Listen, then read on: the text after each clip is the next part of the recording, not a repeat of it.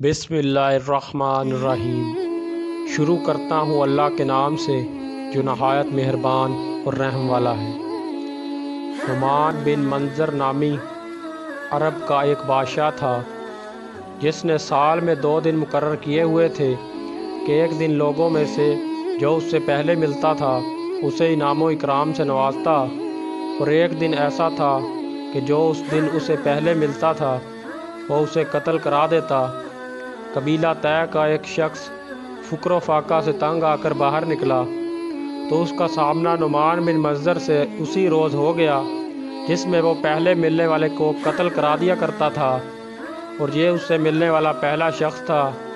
اس شخص کو جب اپنے قتل کا یقین ہو گیا تو اس نے بادشاہ سے کہا، آپ مجھے ابھی قتل کریں یا دن کے آخری حصے میں بات ایک ہی ہے، لیکن میرے چھوٹے چھوٹے بچے ہیں اور اہل و عیال بھوکے ہیں۔ اگر آپ مجھے تھوڑی سی مہلت دے دیں تو میں اپنے گھر والوں کے لیے خوراک کا بندوبست اور ان کے لیے وصیت کر آتا ہوں۔ بادشاہ کو اس کے حال پر رحم آ گیا تو اس سے کہا، تمہارے لوٹنے کی ضمانت کون دے گا کہ اگر تم واپس نہ آؤ تو تمہارے بدلے اسے قتل کر دیا جائے گا؟ اس شخص نے بادشاہ کے مصاحب شریک بن عدی کی طرف دیکھا اور اس سے ضامن بننے کے لیے عرض کی۔ شریک بن عدی نے کہا، میں اس کی ضمانت دیتا ہوں۔ چنانچہ وہ شخص چلا گیا۔ دوپہر ڈھل گئی تو بادشاہ نے شریک سے کہا، دوپہر ڈھل گئی چکی ہے لیکن ابھی تک وہ نہیں آیا۔ شریک نے کہا، شام تک وقت باقی ہے۔ جب شام ہونے کو قریب ہوئی تو بادشاہ نے شریک سے کہا، تمہارا وقت آ گیا ہے، قتل کے لیے تیار ہو جاؤ۔ شریک نے کہا، مجھے ایک شخص آتا دکھائی دے رہا ہے اور میرے خیال میں یہی وہ قبیلہ طے کا شخص ہے۔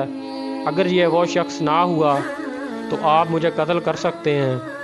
جب وہ شخص قریب آیا تو معلوم ہوا کہ یہ وہی شخص ہے جو شریک کو ضامن بنا کر گیا تھا۔ بادشاہ نے اسے دیکھ کر تھوڑی دیر کے لیے سر جھکا لیا، پھر سر اٹھا کر اس سے کہا، اے قبیلہ طے کے شخص، تو نے ایفائے عہد کی انتہا کر دی۔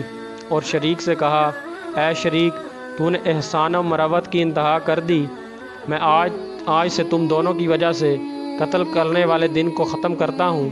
پھر بادشاہ نے اس قبیلے طے والے شخص سے کہا، تجھے ایفائے عہد پر کس چیز نے مجبور کیا، حالانکہ اس میں تیری جان جانے والی تھی؟